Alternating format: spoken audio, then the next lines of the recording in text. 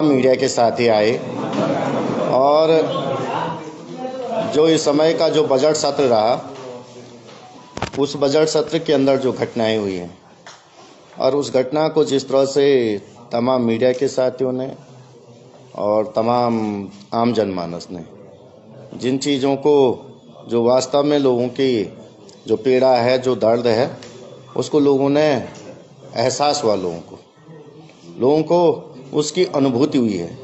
इसलिए हुई है कि मैं बहुत चीज़ें क्लियर कर दूं, क्योंकि पिछले 22 तारीख के बाद लगातार कई इस पे क्रिया प्रतिक्रियाएँ और कई तरह के आरोप प्रत्यारोप किए जा रहे हैं। मैं पहले स्पष्ट कर देता हूं कि मैं 17 तारीख को बद्रीनाथ विधानसभा के अंदर अपना क्षेत्र भ्रमण कर रहा था और मेरा क्षेत्र इतना बड़ा है कि 5-6 महीने भी भ्रमण लग जाते हैं। ऐसी परिस्थिति में विधानसभा के अंदर जब हम लोगों को बुलाया जाता है और विशेषकर बजट सत्र के अंदर यदि हमें बुलाया जा रहा है और उस बजट सत्र पे हम चाहते थे कि पहाड़ के लिए, जिसकी मूल भावना से,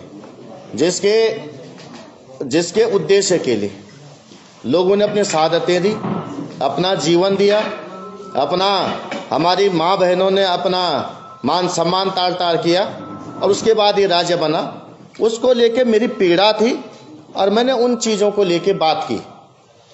और उस बात को लेकर के जिस तरह से संसदीय कार्य मंत्री जी ने उस पर प्रतिक्रिया की, उसका निश्चित रूप से विधानसभा के अंदर कोई भी व्यक्ति हो, वो पहाड़ में जिसका उत्तराखंड के प्रति लगाव होगा, जिसका उत्तराखंड के प्रति प्रेम होगा और जो उत्तराखंडियत को जीता होगा, उस व्यक्ति को, प्रत्येक व्यक्ति को इसका प्रतिकार करना चाहिए। लेकिन जिस तरह से कहा जा रहा है कि मैं पहाड़ की बात कर रहा हूं, मैं पहली बात स्पष्ट कर दूं कि मैं कोई प्लेन्स और पहाड़ के विरोधी नहीं हूं, लेकिन मैं पहाड़ से आता हूं तो पहाड़ की बात नहीं करूंगा। किसकी बात करूंगा भाई? आप खुद बता दीजिए। अपनी पीड़ा नहीं बताऊंगा, अपनी लोगों की पीड़ा नहीं बताऊंगा तो किसकी पीड़ा बताऊंगा? ये तो स्वयं सोचना चाहिए, स्वयं जानना पाए। हम देश की उस सीमा से आते हैं जो बहुत संवेदनशील है, जो इस राष्ट्र का मुकुट है, जिस पे पूरे दुनिया और हिंदुस्तान को गर्व है। उत्तराखंड की तो जनमानस की छोड़ दीजिए, पूरे हिंदुस्तान के जनमानस को गर्व होना चाहिए। उस राज्य से आते हैं और उस जिले से आते हैं जहां हम स्वयं दूसरी रक्षा पंक्ति का काम करते हैं। पहाड़ का जीवन पहाड़ जैसा है, हर दिन जीना युद्ध जैसा होता है। और जब ये राज्य बना, उस राज्य की परिकल्पना एक राजपुर रोड की विधानसभा से, बद्रीनाथ विधानसभा, दारचूला विधानसभा से नहीं की जा सकती है। हम यहाँ आते हैं, यहाँ तो सरकार को हमको दुलारना चाहिए, प्यार देना चाहिए। हम जो विकास की बात करें, जो अपने अधिकार की बात करें, स्वास्थ्य की बात करें, जो शिक्षा की बात करें, जो लोगों के जो दुश्वार है उसकी बात करें, उसके निदान करना चाहिए। हमको तो ज्यादा प्यार मिलना चाहिए, हमको तो ज्यादा प्रोत्साहन मिलना चाहिए। हमारी बातों को गंभीरता से सुना जाना चाहिए, हमारी बातों पे गंभीरता से चिंतन किया जाना चाहिए। लेकिन उसके उलट जिस तरह से लगातार कई सत्रों से मैं देख रहा हूं कि पहाड़ के जनप्रतिनिधियों को यहां बुलाया जाता है और उसके बाद जिस तरह की अभद्र भाषा सदन के अंदर कही जाती है, वो मुझे नहीं लगता कि जिसके अंदर जमीर जिंदा होगा, जिसका स्वाभिमान जिंदा होगा, जिसके अंदर नैतिकता जिंदा होगी, जिसका गुरूर जिंदा होगा, जो अपने आप को अभिमानी और स्वाभिमानी कहता होगा, मुझे नहीं लगता वो इसको स्वीकार कर पाएगा। और करना भी नहीं चाहिए, निश्चित रूप से नहीं करना चाहिए। मैं भी आया हूं, जनसेवा के लिए आया हूं और इसलिए आया हूं कि मैं उस परिवार से आता हूं। मैंने पहले भी कहा है कि मैं तो उस पहाड़ी परिवार से हूं कि मेरे पापा ने इस देश के लिए 62 की लड़ाई, 65 की लड़ाई, 71 की लड़ाई लड़ी है। मेरे भाई को गोली लगी है, कारगिल में गोली लगी मेरे सगे भाई को। और हम उस परिवार से आने के बाद हम लोगों को यहां बुला करके धुतकारने का काम किया जा रहा, हम लोगों को अभद्र भाषा का काम किया जा रहा और हम ही पे आरोप लगाया जा रहा कि तुम पहाड़ की बात करें, तुम सौहार्द बिगाड़े। अरे भाई ये बता दे, सौहार्द बिगाड़ने का काम किसने किया? संसदीय कार्य मंत्री जी को हमने कहा गलत बात कहने के लिए? मैं ये जरूर कह सकता हूं कि ये हिंदुस्तान और ये देश, ये जो हमारा प्रदेश है, हम सब एक हैं, इसमें कहीं कोई दो राय नहीं है। कहीं कोई हमारे मन में किसी प्रकार का असमंजस नहीं है। लेकिन जिनके मन में असमंजस है, जो पहाड़ के अधिकारों पे डाका डाल रहे, जो हमारे संसाधन, इस देश को हम प्रकृति भी देते हैं और प्राकृतिक संसाधन भी देते हैं। इस देश की 74% भूभाग पे यहाँ का पानी जाता है। आज कुंभ लगा है तो इसलिए लगा है कि हमारे यहाँ से पानी जाता है, वो माँ गंगा वहां से जाती है। और जिसके लिए करोड़ों करोड़ हिंदुओं की आस्था है, हम तो केदार खंड की उस पवित्र भूमि से, जहां स्वयं नारायण बसते हैं, उस पवित्र भूमि से आते हैं।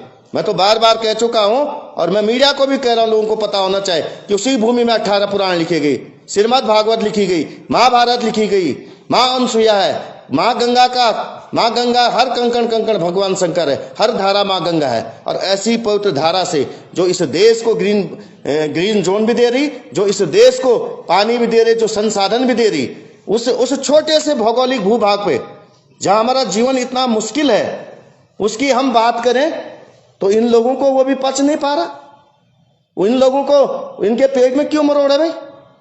अरे आज मैं बता रहा हूं, जो आपदा हमारे यहां जुलाई में आई थी, आज भी उस आपदा पे काम नहीं हुआ है। ये कितना भी डिंडोरा पीट दें, जोशीमठ पे आज भी लोग घरों के बाहर रहने को मजबूर हैं। हम यहां नहीं रोएंगे, कहां रोएंगे भाई? लोग हमें पकड़ते हैं और जब हम अपनी बात कहते हैं, मैं आपसे आज बता रहा हूं और मैं आज आप लोगों को खुल के कह रहा हूं कि एम्स के अंदर हमारे लोगों को भेड़ बकरियों की तरह बाहर रहना पड़ता है। लोगों को जगह नहीं मिलती रहने के लिए। हम फोन करते, कोई सुनने वाला नहीं है। अरे हमने इसलिए राज्य बनाया, इसलिए शहादत दी। इस प्रदेश के लिए कई लोगों ने शहादतें दी, कई ने अपना जीवन खोया, कई ने नौकरियां खोई। कई लोग ऐसे भी हैं जिन लोगों ने नौकरियां छोड़ दी थी, कई लोगों ने शहादतें दी, कई जीवन चले गए। और उसके बावजूद भी जो सदन के विधानसभा के अंदर है, विधानसभा के अंदर अच्छी उन लोगों की फोटो लगाए, मैं उनको नमन करता हूं, प्रणाम करता हूं। लेकिन सोचना पड़ेगा हमको कि उन लोगों पे क्या गुजर रही होगी, उनकी आत्मा कितनी रो रही होगी कि अंदर विधानसभा के अंदर उसी पहाड़ को गाली दी जा रही, जिस पहाड़ के लिए ये राज्य मांगा गया। वरना हमारा ये उत्तर प्रदेश से क्या वैमनस्यता थी? हम उत्तर प्रदेश से क्यों अलग हुए? पर्वतीय विकास मंत्रालय किस लिए बनाया गया था? इसलिए तो बनाया गया था कि हम चाहते थे, लोग चाहते थे ये राज्य बनेगा, सुदूर गांवों में विकास जाएगा, घर घर रोजगार जाएगा, शिक्षा जाएगा, परिवहन जाएगा, स्वास्थ्य जाएगा, लोगों की मुश्किलें दूर होंगी, लोगों को आपदा से राहत मिलेगी, लोगों को जंगली जानवरों से राहत मिलेगी, उनके जीवन में सुधार आएगा, रोजगार मिलेगा।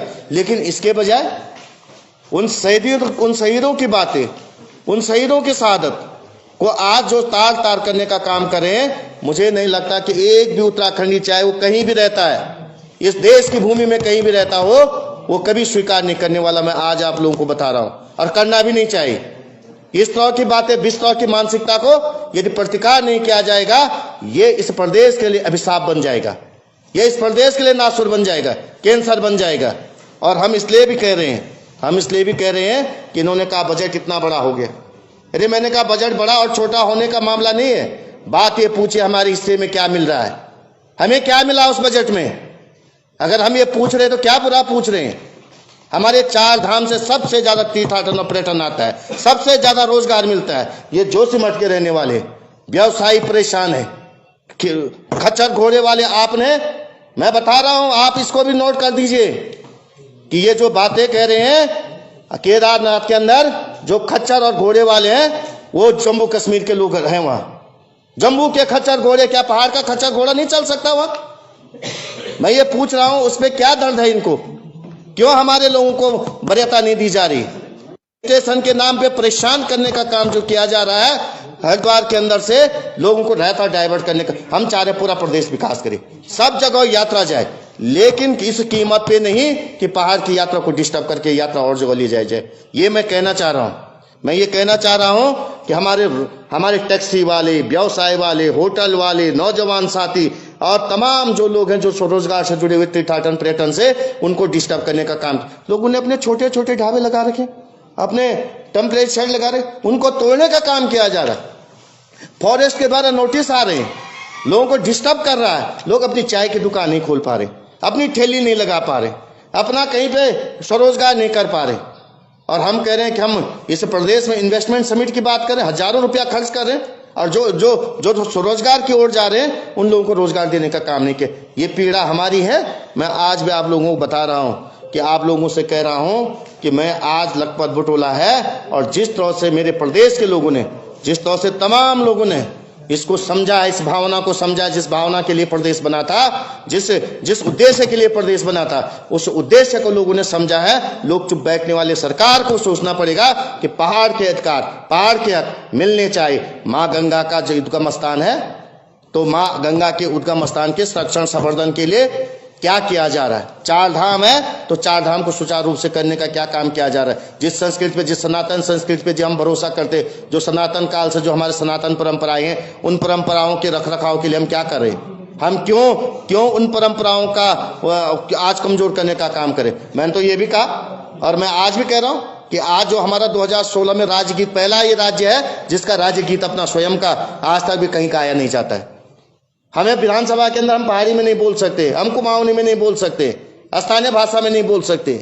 आज भी ये पीड़ा हमको ये पीड़ा है। यहाँ के रहन सहन, खान पान, कला, भाषा, बोली, संस्कृति, यहाँ का कोदा, झंगुरा, मुंडवा, भीमल, तीमल, सेमल, यहाँ के गार्ड गदेरे, यहाँ के सेमल की ये बातें कोई नहीं कर रहा।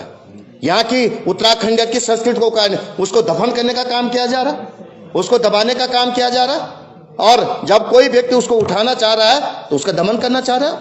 मैं आपसे कह रहा हूं कि जनता जनार्दन है, जनता सब कुछ जान रही है, और समझें, जनता यदि हमारी दाता है तो हमारी परमात्मा भी है।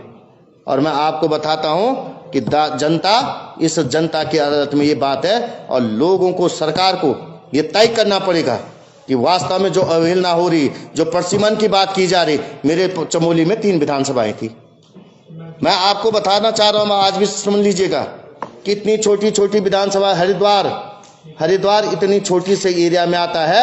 मेरी विधानसभा से कम एरिया 11 विधायक है वहां, मेरे से भी छोटे, मेरे से भी आधी भर किलोमीटर में हरिद्वार है, और वहां 11 विधायक है। मेरा 4000 वर्ग किलोमीटर का क्षेत्र, हरिद्वार 2300 वर्ग किलोमीटर है। आप सोच लीजिए, क्या एक जैसे नीतियां बने, एक जैसे मानक हो जाएंगे? या पहाड़ का विकास हो पाएगा? पहाड़ के सपने पूरे हो पाएंगे? मैं ये सोचने प्रश्न है, ये समझने की जरूरत है हम लोगों को, और इस परिकल्पना को जानने की जरूरत है। और यदि उसकी बात की जा रही है, उस दर्द को मैं बोल रहा हूं, उस पीड़ा को बोल रहा हूं मैं, तो ये सरकार को सोचना चाहिए। वास्तव में कोई व्यक्ति अगर सही बात बोले, मेरा कोई उद्देश्य नहीं, मेरा उद्देश्य, मैं चाहता हूं कि सामंजस्य हो, समरसता हो, प्रेम हो, और उत्तराखंड विकास को ले जाए। लेकिन उस विकास के पायदान पे हमारा जो विधानसभा, जो पहाड़ी अंचल है, वो पीछे न छूट जाए। आज स्थिति ये हो रही कि यहाँ पे जो राजपुर रोड का विधानसभा है, सचिवालय वहां पे विधानसभा, वहीं पे शाम को आ रहे, बैठे, और वहां काम, हमें सोचना पड़ता है विधानसभा जाए न जाए। हमारे लोगों को पास नहीं मिलता है, हमारे लोग किसी काम के लिए आते घंटों बाहर बैठना पड़ता है। और ये पीड़ा हम नहीं बोलेंगे, कौन बोलेगा? ये फेरबदल की जरूरत है। और तमाम, मैं आज भी बता रहा हूं, सरकार को नीति में परिवर्तन करना पड़ेगा, नियत में परिवर्तन करना पड़ेगा, और जो सरकार की अपना एक दृष्टिकोण है, उस दृष्टिकोण को बदलना पड़ेगा। यदि सरकार पहाड़ के लिए दृष्टिकोण नहीं बदलेगी तो मुझे नहीं लगता कि पहाड़ का जो राज्य है, जो चाइना से लगा हुआ जो सीमांत जनपद है, उसके साथ हित हो पाएगा। इसी के साथ मैं एक बात आप लोगों से कह सकता हूं कि मीडिया के बंधुओं को विशेष कर कह रहा हूं कि आप लोगों ने इस बात को प्रखरता से उठाए, हमारी पीड़ा, हमारी दर्द को समझा है, उसके लिए मैं सब लोगों को धन्यवाद देना चाहता हूं। मंत्री प्रेम अग्रवाल का आप लोग इस्तीफा क्यों नहीं मांगते? देखिए,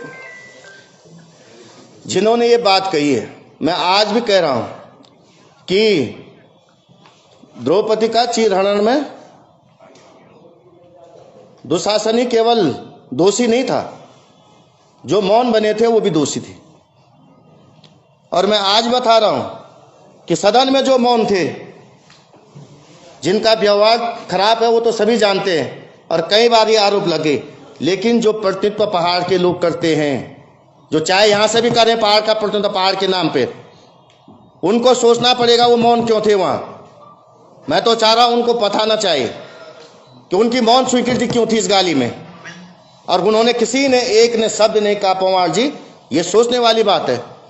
ये कौन कहेगा भाई, क्या सत्ता पक्ष विपक्ष क्या है भाई? हम वहां सारे लोग हैं, एक साथ है, और प्रतिकार किया जाना गलत चीज। लोकतंत्र में तो गलत चीजों का प्रतिकार नहीं कर पाएंगे, किस चीज का लोकतंत्र है? आप बताओ डेमोक्रेसी किस चीज की है? डेमोक्रेसी के अंदर यदि आप बोल नहीं पा रहे, अपनी बातों को नहीं कह पा रहे, और मैं आज कह रहा भाजपा के विधायकों को, यदि उनका मैं उसमें बहुत बहुत धन्यवाद देना चाहता हूं सांसद महोदय जी का, त्रिवेंद्र जी का, कि जिन्होंने खुल के बात कही, और लेकिन उनकी बात पे भी कोई वो नहीं लिया, संज्ञान नहीं लिया जा रहा। मैं तो धन्यवाद देना चाहता हूं सांसद महोदय का। मैं तो पूछना चाह रहा हूं भाजपा के पहाड़ी सांसदों से जो जीत के जा रखे, पहाड़ी अंचलों से 3-3 सांसद जा रखे, 4 सांसद हैं, वो कोई बात कहने को तैयार नहीं। कहना पड़ेगा उनको, मैं आज बता रहा हूं। और ये यदि नहीं कहेगी तो जनता के दरबार में पूछा जाएगा, कटघरे में वो भी खड़े होंगे कि जब सदन में गाली दी जा रही थी तो आप सदन में मौन क्यों थे? लगभग जी आपके अलावा तो कांग्रेस के भी और विधायक सब चुप थे। वो तो आपको रोक रहे थे कि भाई कहाँ जा रहे हो, बहिष्कार भी मत करो। मैं आज बता रहा हूं आपको, मैंने कहा ये सत्ता और विपक्ष की बात नहीं है, ये राजनीति की बात नहीं है, ये बात है हमारे स्वाभिमान की, हमारी नैतिकता का, हमारे गुरूर का, हमारे अभिमान का। और हमारे स्वाभिमान, हमारे अभिमान और गुरूर को कोई भी है जिसने भी प्रतिकार नहीं किया वो जनता पूछेगी। मुरला जी, आपके तो अगर देखा जाए हरिद्वार में हो गया, फिर उधम सिंह नगर हो गया, वहां पर आपके बहुत सारे वोटर ऐसे जो मैदानी क्षेत्र के हैं। अगर कांग्रेस ऐसी बातें करेगी तो वो भी तो नाराज होंगे, तो आप कांग्रेस तैयार है इस चीज के लिए? मैं आपको बता सकता हूं कि पहली बात आप समझ लीजिएगा, हम न किसी का विरोध कर रहे, न हम किसी का प्रतिकार कर रहे, लेकिन हम ये कह रहे हैं हम गाली भी नहीं सहेंगे। पहाड़ के लोगों को अपमानित करने का मामला हम नहीं सह पाएंगे, हम मंजूर नहीं हमको। अरे सबका सम्मान किया, आज तक रहे।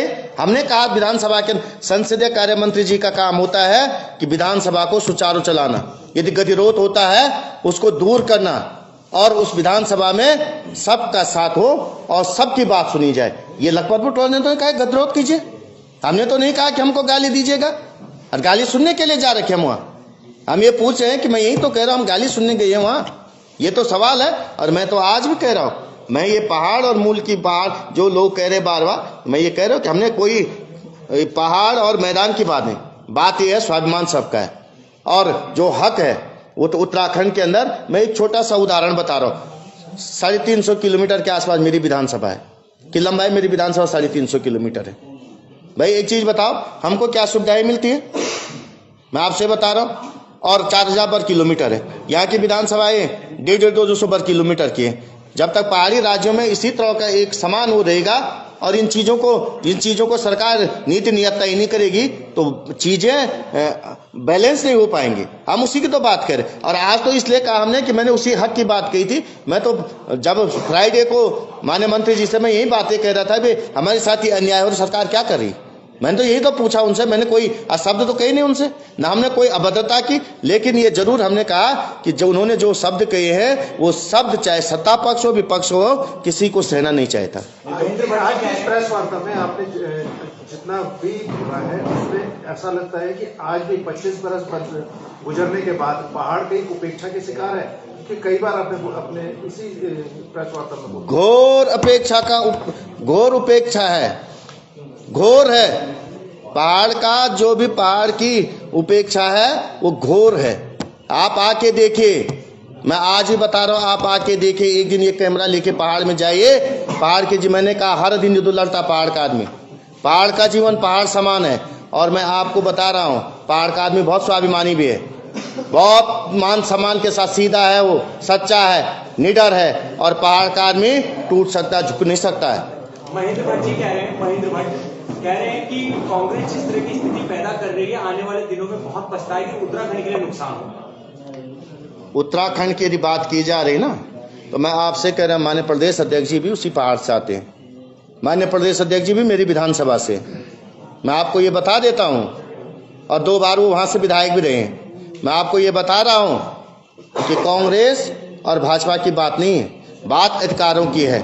और बात यह है कि उनको कहना चाहता कि जिस मंत्री महोदय ने गाली दी है, जिन्होंने पहाड़ को, पूरे पहाड़ के स्वाभिमान को ललकारा है, उसके विरुद्ध क्या किया उन्होंने? सवाल इस बात का है, कांग्रेस को नसीहत देने से ज्यादा उस मंत्री को नसीहत देने की जरूरत थी जिन्होंने हम लोगों को, हमारी जमीन को ललकारा है। एक है कि 4 धाम यात्रा शुरू होने वाली है और बीकेटीसी का जो है उसका अभी तक गठन नहीं हुआ, कुछ अभी आगे नहीं बढ़ा। आपको नहीं लगता कि अब तो समय भी इतना नहीं है, इतना लेट क्यों कर रही होगी सरकार? देखिए, बीकेटीसी का जो कार्यकाल है नवंबर में खत्म हो गया, और सरकार को भी पता है कि इसका कार्यकाल नवंबर में खत्म हो रहा है, तो सरकार को यही कदम उठाने चाहिए। लेकिन जिस तरह से ये सरकार, आप देख रहे होंगे कि पंचायत के चुनाव होने थे तो समय पे नहीं हो रहे, निकाय के चुनाव है समय पे नहीं हो पाए, और तमाम चीज़ों को पोस्टपोन करके उसको आगे बढ़ाएं। तो मैं यही कह रहा हूँ, सरकार को जिन चीज़ों पे ध्यान देना उस पर तो ध्यान नहीं दे रही, जो काम करने उसको कर नहीं रही, और गलत चीज़ों को गलत डायरेक्शन में प्रदेश को ले जाने का काम कर रही।